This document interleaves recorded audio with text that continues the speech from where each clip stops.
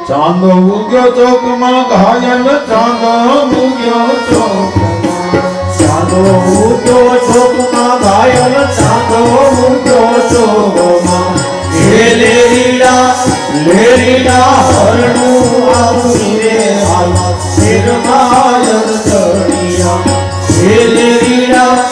લેરીડા હરણું આવી રે હાલા શિરમાં ચડિયા ચાંદો ઉગ્યો ચોકમાં ઘાયલ ચાંદો ઉગ્યો ચોકમાં ચાંદો ઉગ્યો ચોકમાં ઘાયલ ચાંદો ઉગ્યો ચોકમાં લેરીડા હરણી રે આદમી રે હાલાર શેરમાં ચડી લેરીડા હરણી રે આદમી રે હાલર શિરમાં ચડિયા હવે તો જાપે એક સ્મશાન છાપરી છે એ ઝૂંપડી છે અને ન્યાથી આવતા જાતા અમને એમ લાગે હવે ક્યારે અહીંયા આવીએ એટલા માટે કવિ કહે છે જાપે તારી ઝૂંપડી ઘાયલ જાપે તારી ઝૂંપડી જાપે તારી ઝૂંપડી ઘાયલ જાપે તારી ઝૂંપડી લેરીડા આવતા રે સાનો મેળો લાગ્યો અરજણિયા લેરીડા આવતા રે સાનો મેળો લાગ્યો અરજણિયા સંતો કહે છે હવે તો તારે ને મારે ઠીક છે ઘાયલ હવે બધું મૂકી અને તારું ભજન કરવું છે તારે મારે ઠીક છે ઘાયલ તારે મારે ઠીક છે તારે માને ઠીક છે ઘાયલ તારે માને ઠીક છે ઠીક ને રે તારે વેલો આવજે અરજણી ઠીક ને રે તારે વેલો આવજે અરજણિયા તારે ને મારે ઠીક છે ઘાયલ અને એ ઠીક ને ઠેકાણે તમે વહેલા આવજો આજ દાદો ભીષ્મ કહે છે સાંભળજો વાત દાદો ભીષ્મ કહે છે કે હે કૃષ્ણ વિચાર તો કરો મહાભારતનું આખું યુદ્ધ પૂરું થયું દાદો ભીષ્મ કહે છે કે હે કનૈયા આજ મારી તૃષ્ણા રહિત બુદ્ધિને હું તારામાં સ્થાપિત કરું છું કનૈયા મને યાદ આવે છે મહાભારતના એ દિવસો જ્યારે તમે પ્રતિજ્ઞા લીધી કૃષ્ણ ગોપાલ કે હું હથિયાર હાથમાં નહીં ઉપાડું દાદા ભીષ્મ બોલે છે અને મેં પ્રતિજ્ઞા લીધી કે હું હથિયાર હાથમાં ઉપાડાવી દઈશ કનૈયા અને અર્જુનના રથ ઉપર મેં પ્રહાર કર્યો દાદો ભીષ્મ કહે છે સવારથી નિર્ણય કર્યો કે આજ કૃષ્ણના હાથમાં હથિયાર ઉપાડાવી દેવું છે કે દાદા ભીષ્મ સફેદ રંગનો બખ્તર પહેરતા હતા પણ તેથી એના એક એક રૂવાડું ઊભું થયું અને બખ્તરને ચીરીને બહાર આવ્યું હતું તો સફેદ રંગનું પણ તેથી દાદા ભીષ્મનું બખ્તર લાગતું હતું કાળા રંગનું સાહેબ એવો નિર્ણય કરીને દાદો ભીષ્મ રણ મેદાનમાં ઉતર્યો છે અને ત્યારે છમ છમ કરતું એક એક રૂવાડું ઊભું થયું છે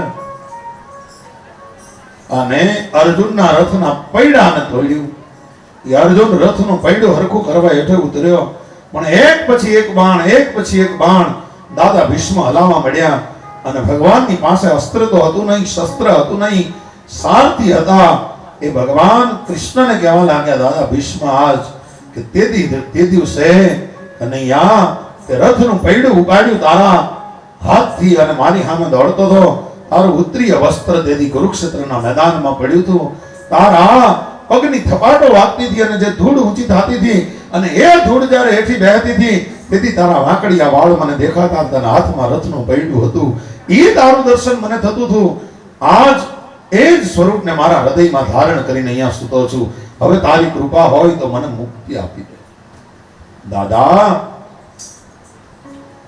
બહુ કરી તમે તો ઘણું યાદ રાખ્યું કનૈયા કેમ યાદ ન રહે હું તારો ભક્ત છું મારી પ્રતિજ્ઞા ખોટી ન પડે એટલા માટે ના તે તારી પ્રતિજ્ઞા તોડી નાખી મને કેમ ભૂલાય તે રથનું પૈડું તો રથનું પૈડું હાથમાં લઈ લીધું એ મને કેમ ભૂલાય અને દાદા તમને મુક્તિ જ છે તમે તો ગંગાના દીકરા છો ગંગામાં જે નાય તોય ભૂતનો હરજે ભાગીરથી હકડો કટકો હાડનો જો તીર ગંગામાં જાય હા તો પછી ભૂતનો હરજે ભાગીરથી એમાં નાય એની મુક્તિ તો તમે તો ગંગાના દીકરા તમારી તો મુક્તિ જ હોય. પણ દાદા તમારા દીકરાઓ હારે આવ્યા છે, એને કંઈક સમજાવો. રાજ કેમ હલાવાય, ધર્મ કોને કહેવાય, રાજ ધર્મ કોને કહેવાય, નીતિ કોને કહેવાય, સમજાવો તો ખરા. તમે એના વડીલ છો, તમે નહીં સમજાવો તો એને કોણ સમજાવશે? અને ત્યારે દાદાએ રાજ ધર્મ કોને કહેવાય એના ઉપર વિસ્તારથી વાત કરી કે બેટા, જે માત્ર કર ઉઘરાવે ને એ રાજા નથી. પોતાની પ્રજાને ધર્મનું શિક્ષણ આપે એ રાજા છે. સનાતન ધર્મને ટકાવી રાખે એ રાજા છે. અને બહુ મોટા મોટા વ્યાખ્યાન આપ્યા રાજાએ શું કરવું શું ન કરવું. અને દ્રૌપદી હસી પડ્યા છે. બેટા, ભીષ્મ બોલ્યા, બેટા દ્રૌપદી, અત્યારે મેં કોઈ હસવાની વાત તો કરી નથી, તો તમને કેમ હસવું આવ્યું? ત્યારે દ્રૌપદી કહે છે કે દાદા, આ તમને ખબર હતી બધી કે રાજ કેમ હલાવાય, ધર્મનું શિક્ષણ અપાય, બધું ખબર હતી કે હા, મને પહેલેથી ખબર છે.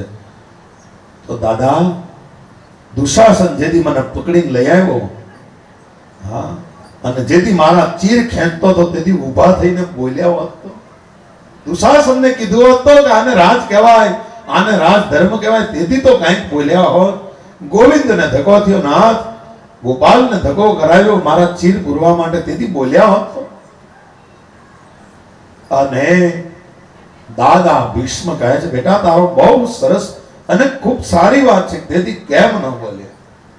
બેટા, તેથી જ્યાં લોહી નસુમાન રઘુમાં આટો મરતું હતું ને, કે હા, એ દુર્યોધનના બટકામાંથી થયેલું લોહી હતું, એટલા માટે તેથી બોલી નહોતો ગયો.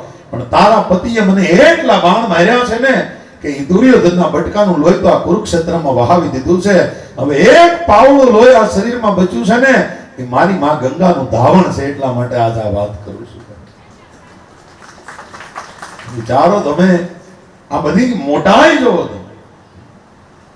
દાદા આજ પોતાના દીકરાઓને શીખવા ભગવાન કૃષ્ણએ કૃપા કરી અને કૃષ્ણ કૃષ્ણ કરતા કરતા ભીષ્મએ પોતાના પ્રાણ છોડ્યા, શરીર છોડ્યું, મનુષ્યોએ નગારું વગાડ્યું અને દેવતાઓએ પુષ્પની વૃષ્ટિ કરી અને ભીષ્મના આ ભવ્ય નિર્વાણને વધાવી દીધું.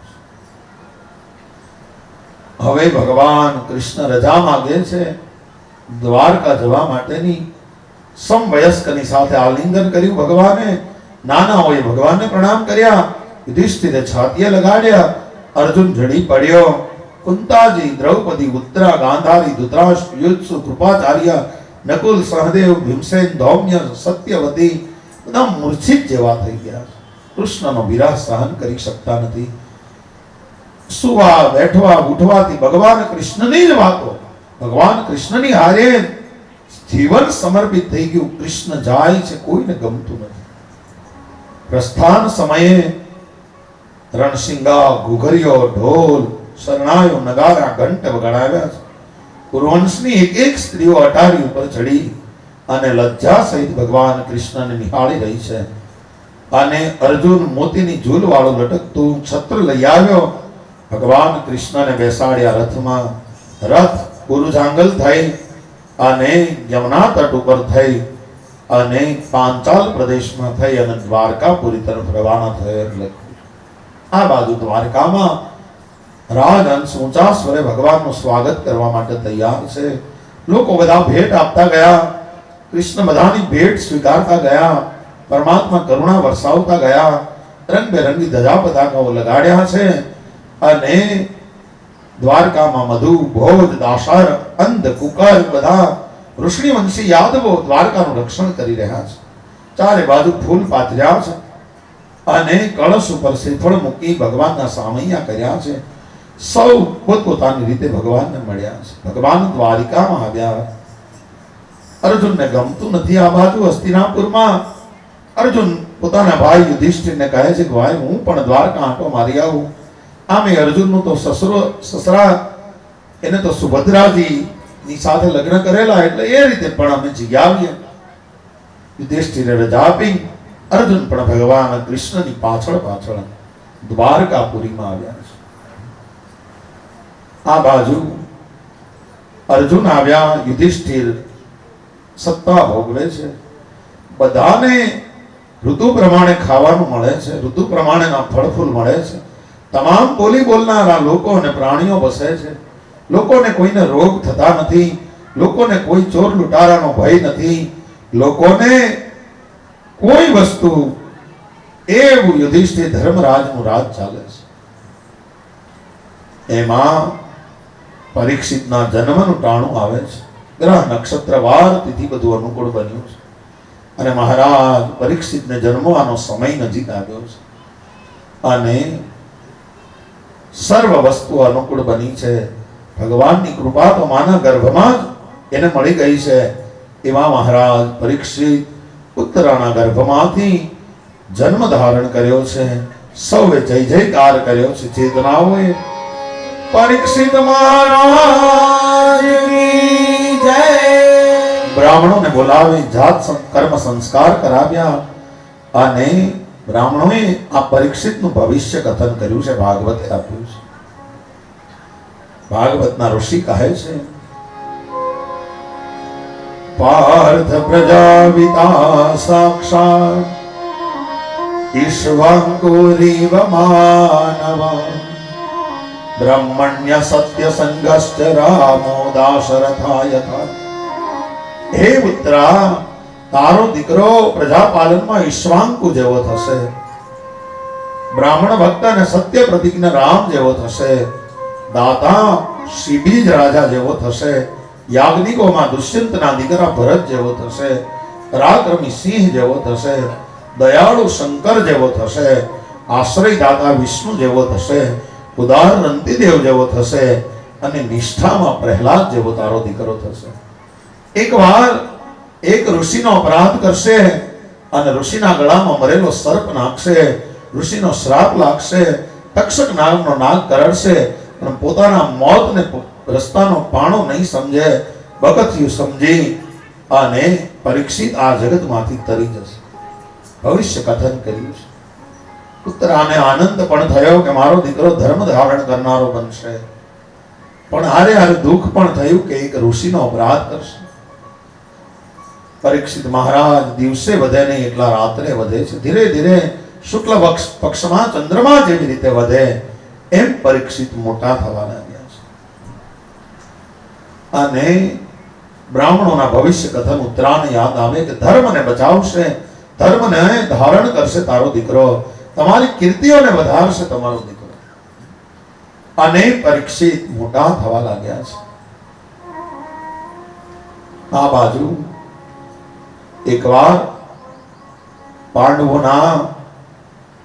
તો મરણને પામ્યા, પણ ધૃતરાષ્ટ્ર હજી પણ દુર્યોધન મરાણો, 100 દીકરાઓ મરાણા, પણ ધૃતરાષ્ટ્ર હજી યુધિષ્ઠિરનો રોટલો ખાઈને પડ્યા છે. એકવાર લાલચમાંથી આ અંધતા જન્મે છે. ધૃતરાષ્ટ્ર બે બાજુ આંધળો છે. એને બહારની દ્રષ્ટિ તો ભગવાને આપી નથી, પણ અંદરની દ્રષ્ટિ આપી નથી. એકવાર રાત્રિના સમયે વિદુરજી આવ્યા છે પાંડવોના મહેલમાં. યુધિષ્ઠિરે સ્વાગત કર્યું છે. કાકા, પક્ષી જેમ પોતાના ઈંડાને ઉજેરે એવી રીતે અમને તમે અનેક વિપત્તિઓમાંથી બચાવ્યા છે. મારા પિતા તો રોગિષ્ઠ હતા અને ધૃતરાષ્ટ્ર તો અંધ હતા. કાકા, તમે જ અમને બધી જગ્યાએ મદદ કરી છે. વિદુર કહે છે કે ધૃતરાષ્ટ્ર, હજી તમે આ પાંડવોનો રોટલો ખાઈને પડ્યા છો, તમને શરમ નથી આવતી? હવે તો તમે વિચાર કરો, હવે તો તમે નીકળી જાઓ. અને ધૃતરાષ્ટ્રને શબ્દ લાગ્યો છે, ધૃતરાષ્ટ્ર, આ ભીમે આપેલો રોટલો ખાય અને જીવવું ને તો કૂતરા જેવું જીવન છે. વિદુર કહે છે, તમારા 100 પુત્રોને મારી નાખ્યા, તોય હજી તમને રાજ્ય સત્તાનો લોભ નથી જતો. હવે તો સમજો મહારાજ, ધૃતરાષ્ટ્રની આંખ ઉગડી ગઈ છે. હાલો વિદુર, તમે કયો ને ન્યા હવે આશ્રમ બાંધીને રહેવું છે, હવે રાજમાં નથી રહેવું. એ રાત્રિના સમયે લાકડીમાં ધૃતરાષ્ટ્રને ગાંધારીને દોરી ગંગાના તટ ઉપર લઈ ગયા છે. વિદુર, ત્યાં પર્ણકુટી બાંધી દીધી છે. થોડો સમય થતા યુધિષ્ઠિરને ચિંતા થઈ કે ક્યાં ગયા ધૃતરાષ્ટ્ર. નારદજીએ ખબર આપ્યા. થોડો સમય વીત્યો, પર્ણકુટીને આગ લાગી ધૃતરાષ્ટ્રે પોતાનો દેહ છોડ્યો અને ગાંધારી એની પાછળ સતી થયા એની નાનકડી વાર્તા પણ ભાગવતે લખી છે. અને પછી તો સમય વીતતો જાય છે. એકવાર યુધિષ્ઠિર મહારાજ રાજગાદી ઉપર બેઠા છે અને આજ યુધિષ્ઠિરને અનેક પ્રકારના અપશુકનો થાય છે. યુધિષ્ઠિરને લાગે છે કે જે ઋતુ હોવી જોવે એ ઋતુ નથી. આજ મારું હૃદય ફફડે છે, આજ મારો હાથ એની મેળે મેળે ફફડે છે, હૃદય ધબકારો ચૂકી જાય છે. મને એમ લાગે છે કે મોટી મોટી આંધિયા આવવાની છે. કબૂતર મને કઠોર ભાષામાં બોલતા લાગે છે. વાછડા દૂધ પીતા નથી, ગાયો દોવા દેતી નથી. દેવ મૂર્તિઓનું તેજ ઝાંખું થાય છે, સૂર્યનું તેજ પણ મને ઝાંખું લાગે છે. આજ કંઈક નક્કી નવું થવાનું છે. અને અર્જુન પણ 7 મહિનાથી દ્વારકામાં ગયો, એના પણ કઈ ખબર નથી કહે છે. ક્યાં ગયા હશે, શું થયું હશે, એટલું યુધિષ્ઠિર વિચારે છે. પણ ત્યાં તો અર્જુન આવે છે. પણ આજ રતિ વગરનો થઈ અને અર્જુન આવ્યો છે. મોઢા ઉપર તેજ દેખાતું નથી. અને યુધિષ્ઠિર મહારાજ કહેવા લાગ્યા છે, આ અર્જુન છે? કે હા, આ જ અર્જુન છે ભાઈ. આટલો તેજ વગરનો મારો ભાઈ પોતાના ધનુષ્યની ખાલી પણચ ખેંચે અને એ પણચનો ધડાકો કરે તો મહારથિયાના મોટા મોટા મહારથીઓના રથ છે એક એક ભેદ કુરુક્ષેત્રમાં ઊંચા થઈ જાય. ઈ અર્જુન રતિબિન રાજ રતિબિન પાટ રતિબિન માનસ લાગત ફીકો રતિબિન સાધુ રતિબિન સંત રતિબિન જોગન હોય જતીકો. એ રતિ વગરનો થઈને આજ આવ્યો છે. પૂછે છે, ભાઈ તારા સન્માનમાં કોઈ ખામી રહી ગઈ દ્વારકામાં એટલે તારું મોઢું આવું છે? કોઈએ તને કઈ તારી પાસે માંગ્યું અને તું ના આપી શક્યો એટલે તારું મોઢું આવું છે? ભાઈ કોઈ ગાય બ્રાહ્મણ વૃદ્ધ રોગી અબળા તારે ચરણે આવ્યા અને તેને ના આપ્યું એટલા માટે આવું છે? કોઈ અગમ્ય સ્ત્રીનો સંગ થયો છે? ના ભાઈ, આમાંથી કાંઈ નથી થયું. અને કોઈને એકલા મૂકીને ભોજન કરી લીધું છે અર્જુન? ના ભાઈ, એમ પણ નથી કર્યું. યુધિષ્ઠિર કહે છે અર્જુનને. અર્જુન કે ના મોટા ભાઈ, આવું કાંઈ નથી થયું. તો યુધિષ્ઠિર કહે છે કે ભાઈ તો પછી કોઈને હાથે હારીને તું આવ્યો છો અને કા કૃષ્ણ તને મૂકીને વયા ગયા છે, બસ એ સિવાય તારું મોઢું એટલું પડી ગયેલું ન હોય. જે મારો ભાઈ કુરુક્ષેત્રના મેદાનને ધડધડાવતો હતો એ મારો ભાઈ આજ કેમ આવો હા ચિંતાતુર થઈને મારી સામે પ્રગટ થયો? અને ત્યારે અર્જુન કહેવા લાગ્યો છે, ભાઈ મહાવેગથી પોતાના આંસુને રોક્યા અને કહેવા લાગ્યો છે, ભાઈ જેને આપણે આપણા મિત્ર સમજ્યા, મોટા ભાઈ સમજ્યા, એ કૃષ્ણએ આજ મને તમને છેતરી અને સ્વધામ ગમન કર્યું છે. આપણે 5 પાંડવો 5 પ્રાણ છીએ તો કૃષ્ણ મહાપ્રાણ છે. એ આપણી ભીતરમાંથી જતા રહ્યા છે. અને ભાઈ આ એ જ ધનુષ્ય છે કે જે ધનુષથી મહાભારતને જીતાડું છે, એ જ ગાંડીવ છે. પણ આજ મારો રથી નથી આંકવા વાળો. હા, આજ એટલા માટે એક કાબાને હાથે લૂંટાઈને આવ્યો છે તારો ભાઈ. એક કાબા નામના ડાકુએ મને લૂંટી લીધો છે ભાઈ. સમય સમય બલવાન હૈ નહીં પુરુષ બલવાન, કાબે અર્જુન લૂંટ્યો વહી ધનુષ વહી બાણ. સમય બળવાન છે.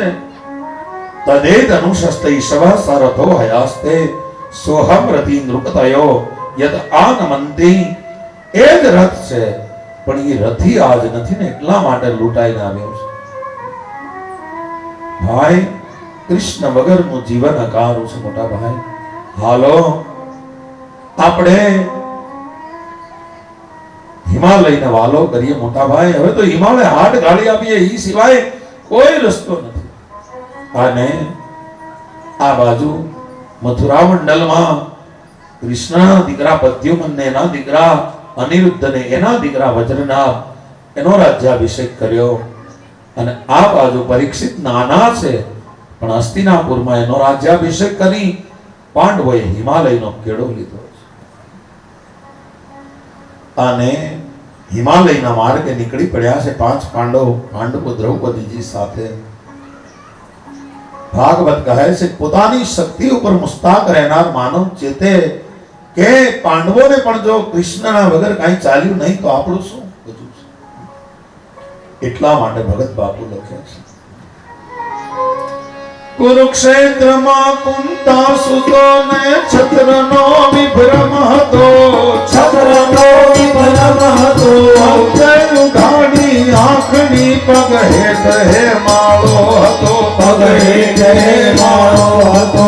ચિંતા હતી લંકેશ ને સીતા તણું સપનું હતું. સીતા તણું સપનું હતું. અંતર ઉઘાડી આંખની ત્યાં બાણ રાઘવનું હતું. ત્યાં બાણ રાઘવનું હતું. આ કુરુક્ષેત્રમાં કુંતાસુતો ને બહુ વિભ્રમ હતો, પણ અંતે તો હિમાલય ભોગવવો પડ્યો. એટલા માટે પરમાત્મા કહે છે કે તમે તમારી શક્તિ ઉપર મુસ્તાક રહેનારા છો, પણ તમે જોજો આ શરીરમાંથી પ્રાણ નીકળી જાય ને પછી આ ખોખું જેટલું નકામું છે ને એટલી આ દુનિયામાં કોઈ વસ્તુ નકામી નથી. પ્રાણીઓના શરીર પણ કામમાં આવે છે, પણ મનુષ્યના શરીર તો ખાલી એક બતાવવા હાટું કામમાં આવે. મેડિકલ વાળાને, ડોક્ટરોને, એ સિવાય ક્યાંય કામમાં આવતું નથી. ને એમાંય બધું કાઢી નાખે ત્યારે રહે, બાકી તો ફૂલી જાય શરીર. અને એટલા માટે થઈ સંતો કહે છે તમે ચેતો માનવ, કૃષ્ણ નીકળી જાય પછી આ દેહનો કોઈ મતલબ નથી.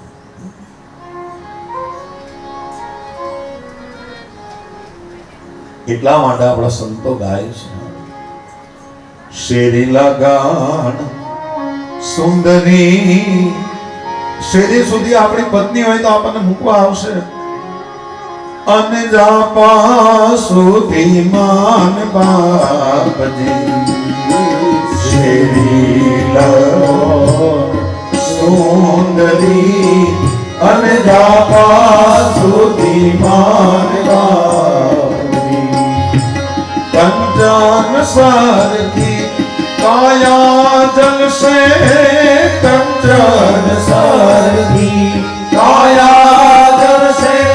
એને લાગે નહીં પરવાર, કર્મન ભજનનો વેપાર. ભજનનો વેપાર તારા નામનો છે આધાર. કર્મન ભજનનો વેપાર.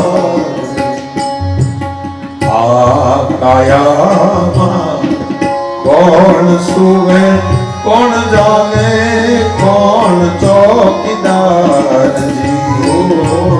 આ કાયામાં કોણ સુવે કોણ જાગે, કોણ ચોકીદાર. સુરત જાગે નૂરત યુગે. સુરત જાગે સુરત યુગે. અનચેતન ચોકીદાર. કર્મન ભજનનો વેપાર. આ ચેતન જાઉની ચોકીદાર છે ત્યાં સુધી આની કિંમત છે, પછી આની કોઈ કિંમત નથી એમ સંતો કહે છે. ભગવાનના પાંડવોની હિમાલય ગમનની કથા જે સાંભળશે એને ભગવાન ભક્તિ આપશે અને મુક્તિ આપશે એવું ફળ કથન કર્યું છે. અને પછી તો એકવાર રાજા પરીક્ષિત હવે તો રાજા બન્યા છે, બ્રાહ્મણોના માર્ગદર્શન નીચે ચાલે છે. અને એકવાર બ્રાહ્મણોને પરીક્ષિત પૂછવા લાગ્યા છે કે મારે મારા પિતાની કીર્તિઓ વધારવી છે તો મારે શું કરવું. ત્યારે બ્રાહ્મણો કહેવા લાગ્યા છે તારા પિતાઓ તારા વડવાઓએ રાજસુ યજ્ઞ કરેલો, તું પણ રાજસુ યજ્ઞ કર તો તારા પિતાની કીર્તિ વધે.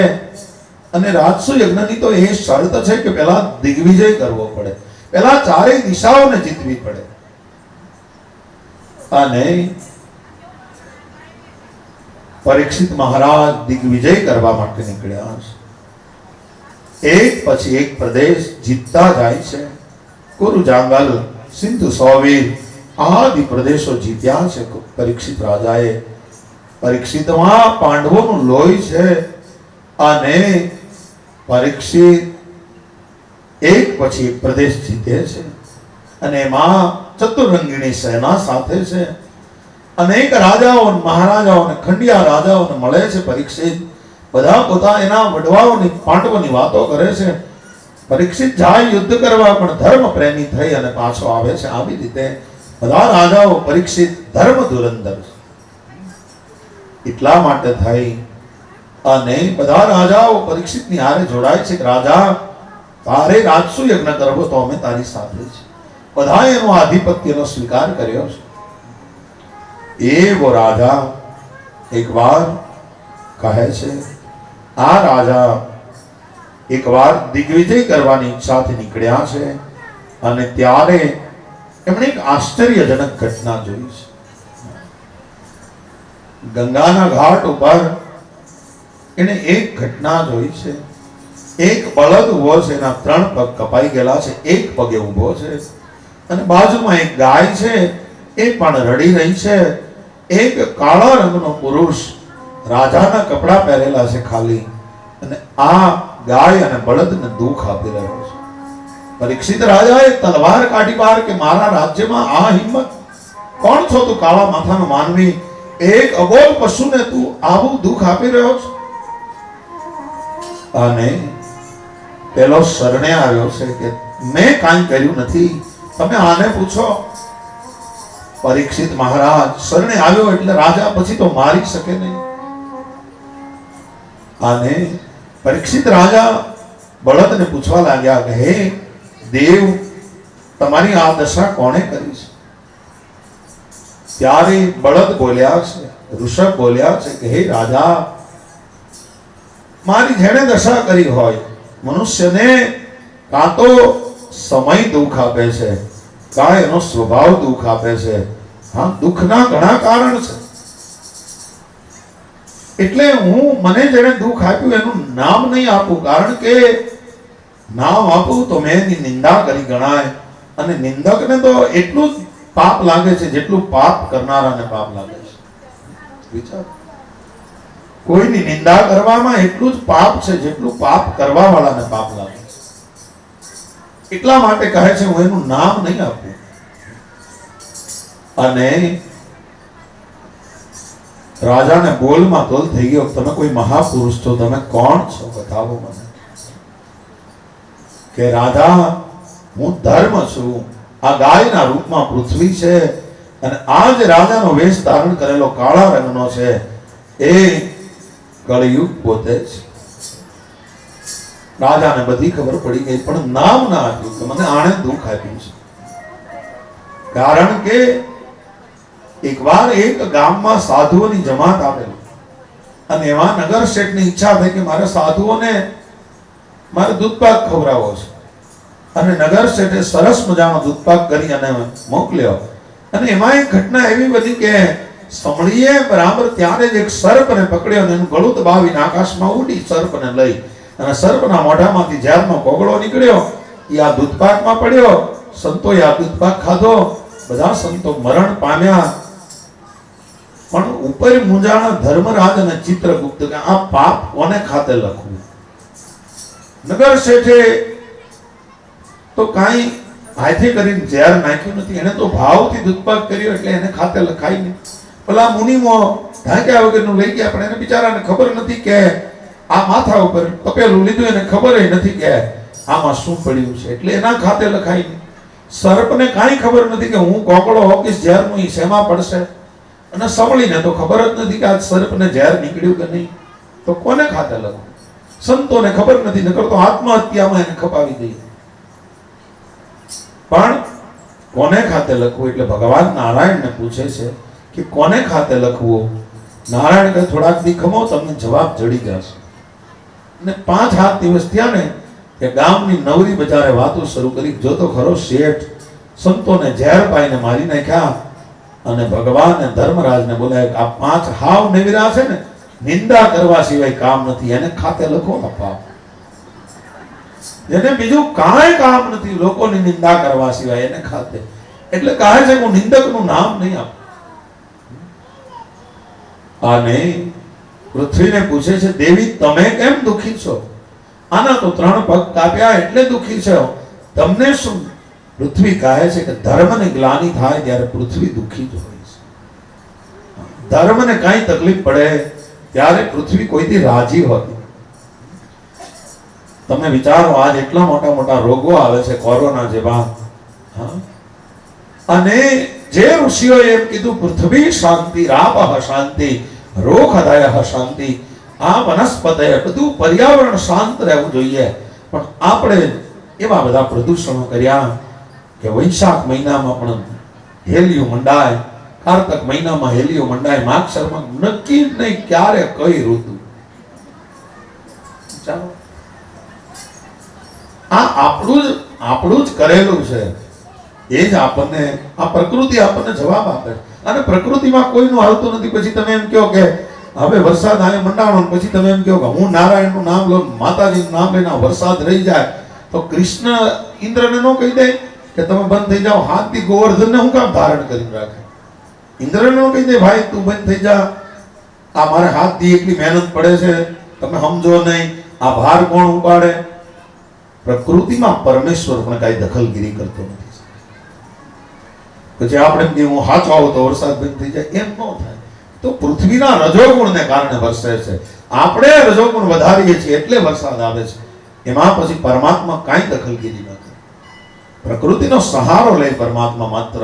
પ્રકૃતિના નિયમમાં પરમાત્મા પણ બદલાવ ન કરે, કારણ કે આ બધું તો જ બરાબર ચાલે. એટલે પૃથ્વીને પૂછે, તમે કેમ દુખી છો? કહે છે, બસ ધર્મને ગ્લાનિ થાય ત્યારે હું દુખી છું. લોકો દંભી વધી જાય, લોકો પાખંડી વધી જાય ત્યારે મને દુઃખ થાય છે. પૃથ્વી કહે છે. છોટામાં લખે છે એની વાણીમાં, વેદ શાસ્ત્રની વાત ન જાણે અને કહે કે અમે મોટા જ્ઞાની. વેદ શાસ્ત્રની વાત ન જાણે, કહે કે અમે મોટા જ્ઞાની.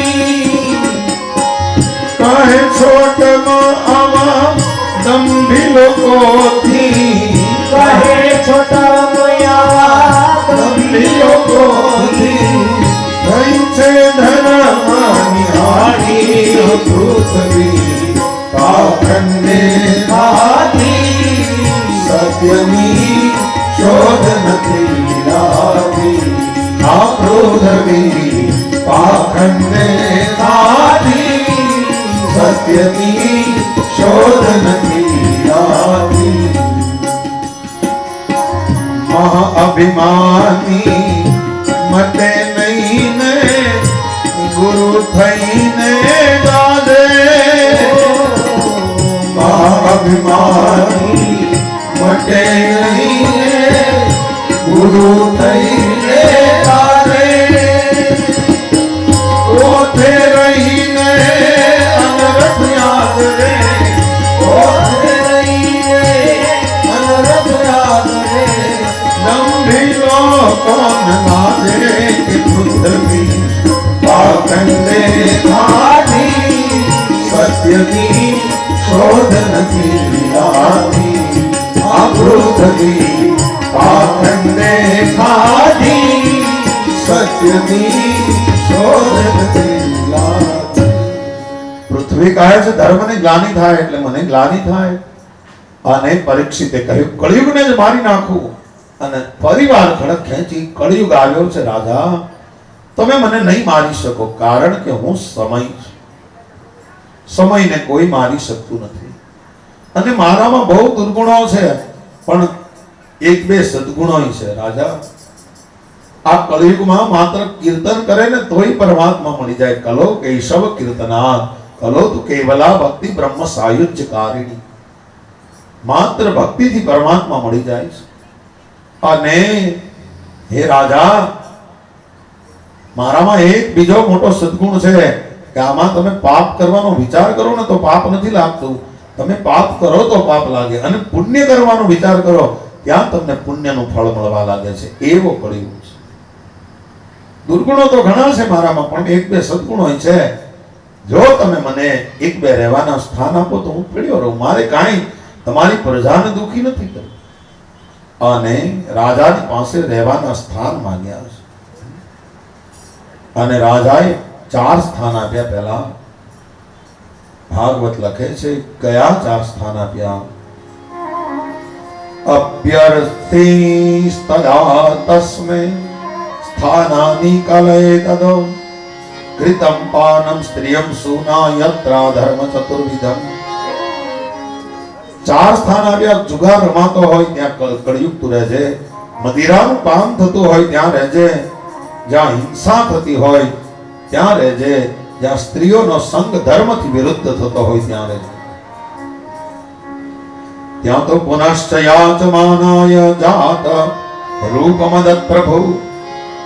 હજી મને એકાદું સ્થાન આપો. અને પરીક્ષિત રાજાએ 5મું સ્થાન આપ્યું. સોનામાં બહુ લોભ હોય ને ત્યાં કળિયુગ તું રહેજે. 5 સ્થાન આપ્યા છે. ધર્મને ધારણ કર્યો. રાજા ધર્મ ધુરંધર કહેવાયો છે. ધર્મને ધારણ કર્યો છે. ધર્મના 3 પગને સાંધી દીધા. ગાયને સાંત્વના આપી છે રાજાએ. એટલા માટે દશરથ માટે જે કહેવાયું છે એ રાજા પરીક્ષિત માટે કહેવાયું. ધર્મ ધુરંધર ગુણ નિધિ જ્ઞાની. ધર્મ ધુરંધર ગુણ નિધિ જ્ઞાની. હૃદય ભગતિ માતિ સા રંગ પાની. હૃદય ભગતિ માતિ સા રંગ પાની. ધર્મ ધુરંધર છે. હૃદયમાં ભક્તિ છે. પરમાત્મા સારંગ પાની વિષ્ણુની ગુણ નિધિ છે અને જ્ઞાની છે. ધર્મ ધુરંધર એમ થવાતું નથી. ધર્મના દોહરાને ખંભે નાખવા પડે. આપણા ભાવનગરના દરબાર દેપાળ દે યાદ આવે. એકવાર નગરચર્યા કરવા માટે નીકળે છે અને એક ખેડૂત ખેતી કરતો હોય. એક બાજુ બળદને બાંધ્યો છે અને એક બાજુ પોતાની પત્નીને બાંધી છે સાથે. અને વાવણીનું ટાણું છે. આજ વાવણી કરવી જ પડે. અવસર ચૂક્યા મેહુલા. વાવણીનો અવસર ખેડૂત ચૂકે નહીં. પોતાની પત્નીને બાંધી છે. અને રાજાને દેપાળદેને દયા આવી ગઈ. અને દેપાળદેએ જઈને કીધું ખેડૂતને, ભાઈ કે હા આ મારી બહેનને બાંધી છે એને મુક્ત કરી દે ને. ખેડૂતને ખબર નથી કે 1800 પાદરનો ધણી છે. ખેડૂતે કીધું તને બહુ દયા આવતી હોય તો તું આવી જા તો એને મુક્ત કરી દે. તેથી રાજાએ વિચાર્યું નહોતું કે હું 1800 પાદરનો ધણી છું, મારે ન કરાય. અત્યારે તો ખાલી ગ્રામ પંચાયતમાં સભ્ય બની જાય તો કે તમારું પાણી બહાર કાઢતા ને. વિચારો તો ખરા. નકર હું ડાંટો દઈ દઈશ. પેલા આવેડા દીધા, હવે ગટરું ન દે. પણ રાજાએ એવું નહોતું વિચાર્યું કે હું આ સમ્રાટ છું. એને તો ધર્મનું દોહરું ખભે નાખ્યું. અને ત્યાં તો માણસોએ બળદ લાવીને આપી દીધા. પણ ખેડૂતને ખબર નથી કે આ વવરાવી ગઈ તો ઠાકુર હતો. પણ જ્યારે પાક આવ્યો ને આખા ખેતરમાંથી પાક્યું, એક ઓળીમાંથી પાક્યું. અને લાગ્યું કે વવરાવી ગઈ કોક દેવ પુરુષ હોવો જોઈએ. અને ખેડૂતે તપાસ કરી ખબર પડી કે ઓહો આ તો 1800 પાદરનો ધણી આવી અને વવરાવી ગયો. દોહરાને ખભે નાખી. ધર્મના દોહરા ખભે નાખ્યા. અને ખેડૂતે પછી તો ત્યાં જઈ અને એક દુહો કીધો દેપાળદે રાજાને કે જાણ્યું હોત જળધર કે આમાંથી 9 લાખ મોતી નીપજે તો તું તને વવરાવત વડવાર દી આખો દેપાળ દે. અમને ખબર હોત કે આમાંથી 9 લાખ મોતી નીપજશે તો તું તને દી આખો વવરાવત કહે. રાજા પરીક્ષિત ધર્મ ધુરંધર છે. અને 5 સ્થાન આપ્યા છે. કળિયુગને માર્યો નથી કારણ કે કળિયુગ શરણે આવ્યો છે. કળિયુગમાં સદગુણો છે કે બે એટલા માટે માર્યો નથી. અને રાજા 5 સ્થાન આપી ધર્મને બચાવી પૃથ્વીને રાજી કરીને પોતાના રાજમાં આવ્યા. થોડા દિવસ થયા, વાત સાંભળજો. અને રાજા પરીક્ષિતને એમ થયું કે આ મારા રાજમહેલમાં એક ભોંયરું છે, કોઈ દી મેં ખોલ્યું નથી. હાલને જોઉં તો ખરો, એમાં અર્જુન દાદાનું ગાંડીવ હશે, એમાં મારા ભીમસેન દાદાની ગદા હશે, મારા પિતા અભિમન્યુનું એમાં ધનુષ્ય હશે. અને રાજા પરીક્ષિતે ભોંયરું ખોલાવ્યું, ઘણી વસ્તુઓ જોઈ, રાજા રાજી થયો. એમાં એક મુગટ ઉપર નજર પડી. સોનાનો મુગટ છે, હીરા જડિત છે. થયું કે આ મુગટ તો રાજાના મસ્તક ઉપર શોભે. અને મુગટનો લોભ લાગ્યો રાજાને. મુગટ લીધો અને મસ્તકે ધારણ કર્યો. એ મુગટ હતો જરાસંધનો. કૃષ્ણએ ના પાડી પાંડવોને પહેરવાની, એટલે કોઈ એને પહેર્યો નહોતો. દિગ્વિજય કર્યો ત્યારે જરાસંધને હરાવીને મુગટ લઈ આવેલા. એ રાજા પરીક્ષિતે પોતાના મસ્તક ઉપર ધારણ કર્યો અને કળિયુગ મસ્તકમાં આવ્યો. અને રાજા આમ તો ક્યારેય શિકાર નહોતા કરતા, પણ પ્રાણીઓ કોઈ ખેડૂતને રંજાડે તો એને રાજા પછી દંડ આપતા હતા. પણ આજ એની મેળે ઈચ્છા થઈ, ઘણા દિવસથી શિકાર કર્યો નથી, હાલ મૃગયા કરવા માટે જાઓ. અને રાજા ઘોડે ચડી અને મૃગયા કરવા માટે ગયા. જંગલમાં બહુ ફર્યા, ક્યાંય મૃગલું મળતું નથી. એકદા ધનુર્ધમ્ય વિચરણ મૃગયા મને મૃગાન મૃગતઃ શાંત શુદ્ધિતો તૃષિતો ભૂષણ. ક્યાંય મૃગલું મળતું નથી. અને થાકેલો રાજા, તરસ્યો રાજા, ભૂખ્યો રાજા. તમે જો, થાકેલો છે, તરસ્યો છે, ભૂખ્યો છે, માથે હોનાનો મુગટ છે અને હિંસા કરવા માટે નીકળ્યો. આ પાંચેય સ્થાન આવી ગયા કળિયુગમાં. થાક એટલે સમજો, જુગાર એક સ્થાન છે. જુગાર રમાતો હોય ને અસત્ય હોય ને, બે રંગ હોય ને, પૈસાની ભૂખ હોય, રાજા ભૂખ્યો છે. મદ પીવાતો હોય ને તરસ હોય, રાજા તરસ્યો છે.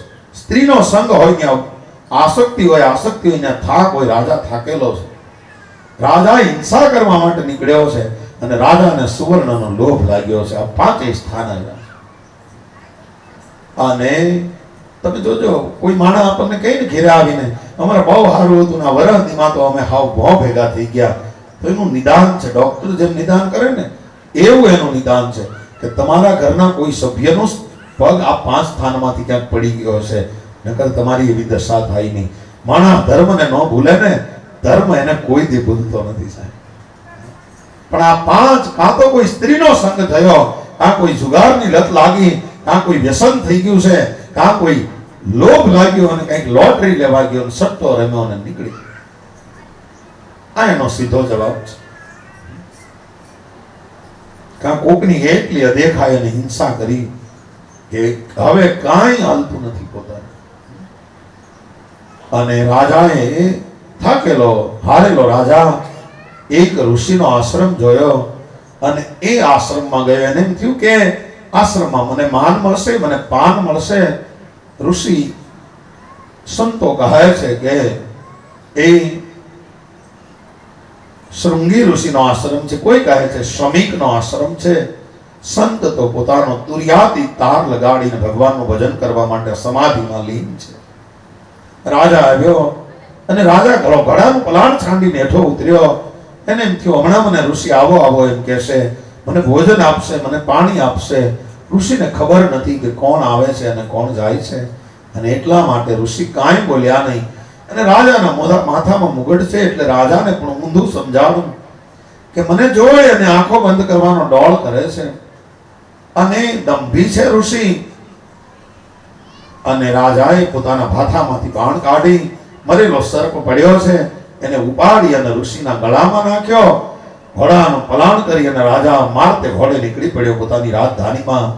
એ રાજાને અજ્ઞાન આવ્યું છે. પરીક્ષિત રાજાને જ્યારે અજ્ઞાન ઉપજાને ઋષિના ગળામાં નાખ્યો સાણ મન સમજાય.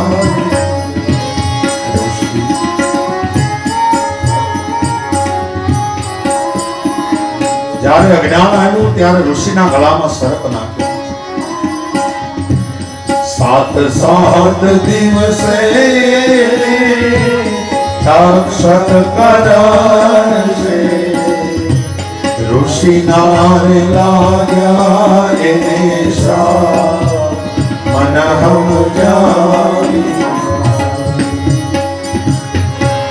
મનવો જાણે કે અમે સારા કામ કરશું રે ઉલટાનો વધ્યો સંતાપ મન હમ ઉલટાનો વધ્યો રે સંતાપ મન હમ ઋષિના ગળામાં સર્પ નાખી રાજા નીકળી ગયો. અને આ બાજુ ઋષિને તો ખબર નથી. કોઈ એના દીકરાને ઋષિપુત્રને ખબર આપ્યા કૌશિકી નદીમાં દીકરો સ્નાન કરી રહ્યો છે. એ જ કૌશિકી નદીનું જળ પોતાના હાથમાં લઈ અને રાજાને શ્રાપ આપ્યો કે મારા પિતાના ગળામાં મરેલો સર્પ નાખ્યો. આજથી 7મા દિવસે તક્ષક નામનો નાગ કરડી તારું મૃત્યુ થજો, તારું મૃત્યુ થજો, તારું મૃત્યુ થજો એવો શ્રાપ આપ્યો છે. અને દીકરો આવ્યો. ઋષિની સમાધિ તૂટી છે.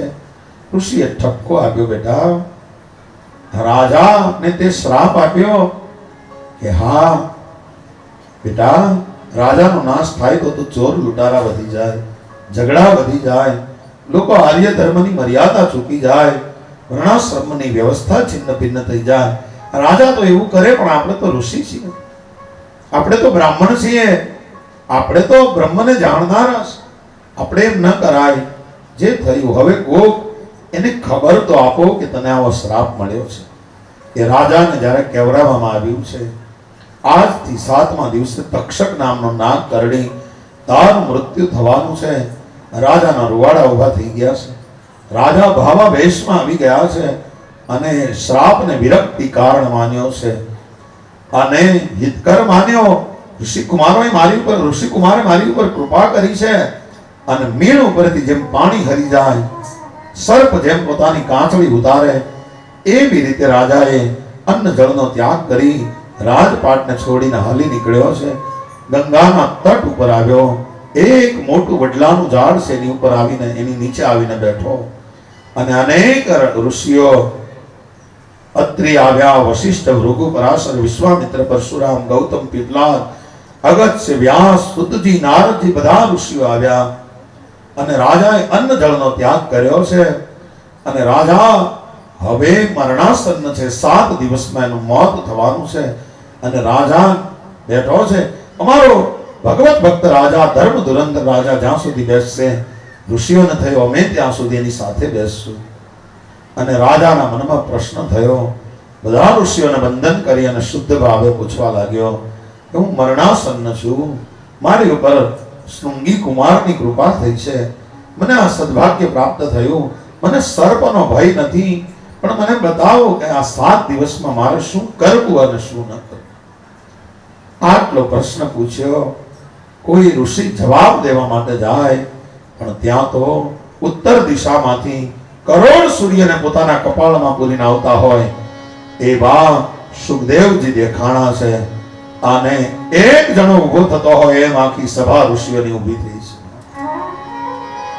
અદ્ભુત વેશ છે, 16 વર્ષની અવસ્થા છે, મોટી મોટી ભુજાઓ છે, આજાન બાહુ છે, પેટમાં ત્રિવલીના નિશાન છે, કપાળમાં ત્રિપુંડ તાણ્યું છે, આસનને બગલમાં દબાવ્યું છે, હાથમાં કમંડળ પકડ્યું છે, સુંદર નાભી છે, મુખ ઉપર સુંદર મજાના વાંકડિયા વાળ છે, શ્યામ રંગ છે, ચિત્તને હરી લે એવી યુવાની છે અને શરીરની છટા મુસ્કાન બધી મનોહર છે અને ઋષિઓ ઓળખી ગયા છે. હજારો ઋષિઓ એક સાથે ઊભા થયા છે અને આ જોગી હાલ્યો આવે છે. વાલીડા રે મારા ઈરે જોગી દાને જન્મ મરણ નામે ઓ વાલીડા રે મારા હે જોગી આવે જન્મ મરણ આવે ઓ ઈ જોગીનો નહીં રે આયો ને નહીં જાયો હે જોગીનો નહીં રે આયો ને નહીં જાયો ને નિયમારે મહેલે ઉત્તર દિશાથી એક રમતો જોગી આવ્યો રે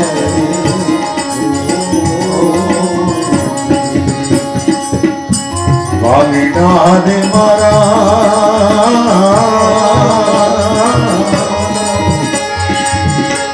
ભમરા ગુફામાં જોગીએ આસન વાળ્યા રે ઓ અનહદ નાદ બધાય જોગીને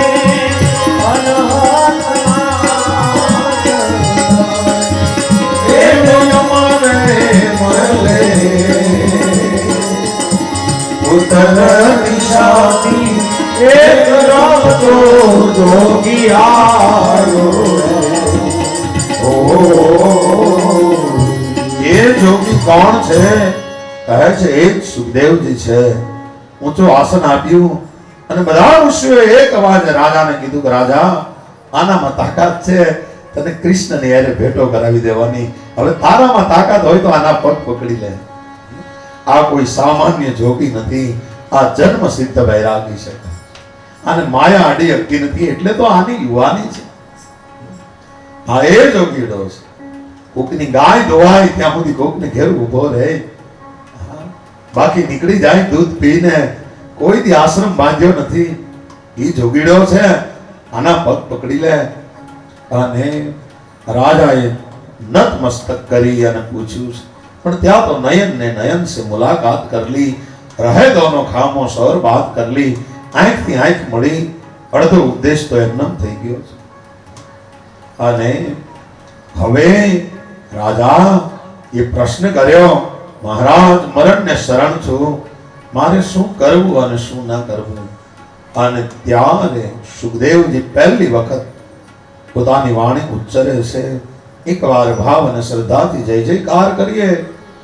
સુખદેવજી મહારાજ કી જય. ભગવાન સુખદેવજી બોલ્યા છે. શ્રી સુકવાચ વર્યાન એષતે પ્રશ્નઃ કૃતો લોકહિતો નૃપઃ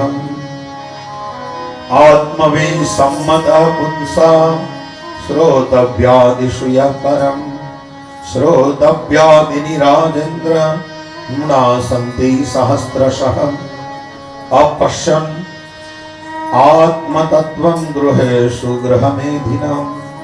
હે રાજા, વર્યાન એષ તે પ્રશ્ન, તે બહુ વિશિષ્ટ પ્રશ્ન કર્યો છે. અને રાજા કૃતો લોકહિતો નૃપા, હે રાજા, આખા જગતનું આ પ્રશ્નના જવાબમાં કલ્યાણ થવાનું છે. હું તને મારા પિતાએ જે મને ભણાવ્યો છે એ ગ્રંથ કહેવા માટે જઈ રહ્યો છું. રાજાને સુખદેવજી હવે ભાગવત સમજાવવા માટે જઈ રહ્યા છે. પણ એ કથા આપણે આવતીકાલની કથામાં જોશું. અત્યારે કથાને આપણે વિરામ આપીએ એ પહેલા હરિનામ સંકીર્તન તમે અહીંયા નહીં સમાવો તો નીચેના મેદાનમાં જઈને પણ તમે રાસ લઈ શકશો. અને હા, અને આપણે હરિનામ સંકીર્તન કરશું, સારી રીતે ભગવાનને યાદ કરીએ અને ભગવાનને યાદ કરીએ અને ભગવાનને પ્રાર્થના કરીએ કે હે હરિ, તમે અમારા હૃદયમાં બિરાજો. 1-2 મિનિટ માટે રાસ લઈએ, આનંદ કરીએ, પરમાત્માની દિવ્ય લીલાઓમાં અનુસરણ કરતા કરતા આવો. કેવલા ગોવળિયા ને કોણ હમ જાવે કે વ્રજ મન કોણ લઈ જાય ભૂલ્યા ગોવાળિયા કોણ બજાવે વ્રજમાં કોણ લઈ જાય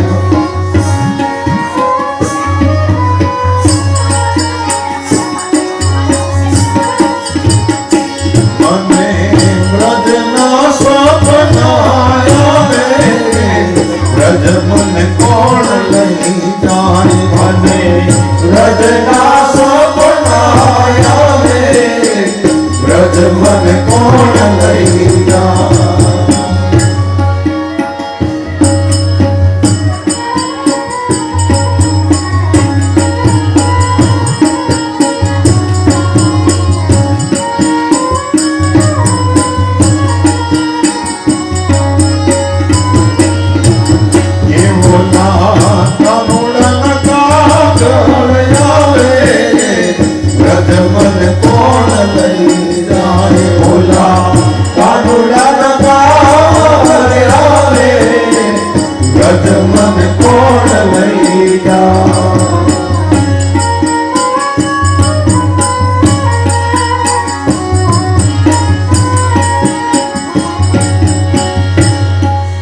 સાસુજી મારા હઠીલા અને નણંદ છે નઠા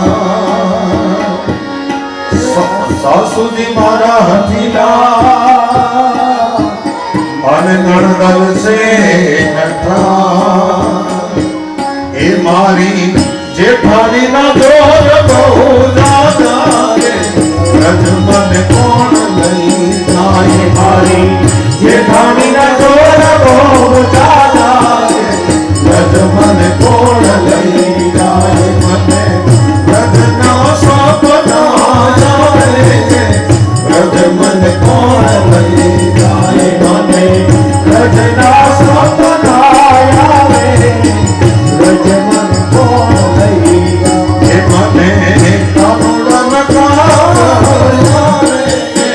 વ્રજ મને કોણ લઈ જાય મને કાનુડાના પાગળ આવે વ્રજ મન કોણ લઈ જાય